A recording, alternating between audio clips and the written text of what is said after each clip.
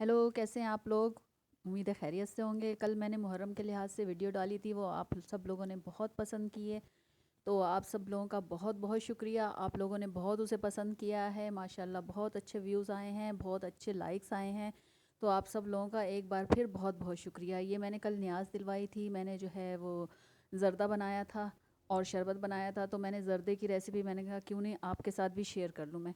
तो ये 3 चम्मच घी लिया है, इसमें इलायची डाली है। इलायची डाल के ये मैंने बॉईल किए हुए राइस हैं, ये तह लगा रही हूँ। मैंने शीरा नहीं बनाया। ये बहुत आसान है, सबको बहुत आसान लगेगी ये रेसिपी।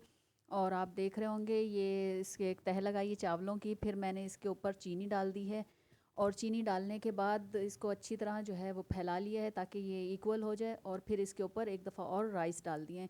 ये मैंने राइस पूरे डाल दिए हैं। जर्दे के राइस तो आपको पता ही है कैसे बनते हैं। तो ये इस पे कवर कर दिया मैंने।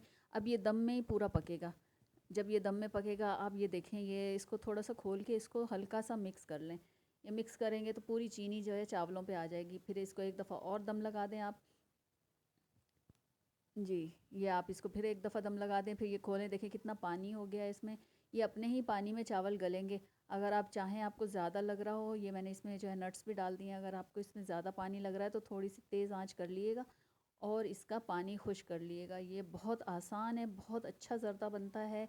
ना इसमें आप शीरा बनाएं, ना शीरा बनाते हैं तो उसमें चावल कड़क हो जाते हैं। ये देखिए मैं तेज़ आंच पे इसको जो है वो पानी खुश कर रही हूँ और उसके बाद फिर मैंने तवे पे दम लगाया है।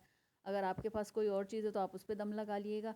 और अगर आपको ये अच्छी लगती है तो प्लीज़ मुझे जो है सब्सक्राइब ज़रूर कीजिएगा और मुझे कमेंट में ज़रूर बताइएगा। ओके, अल्लाह हाफ़िज़, बाय बाय।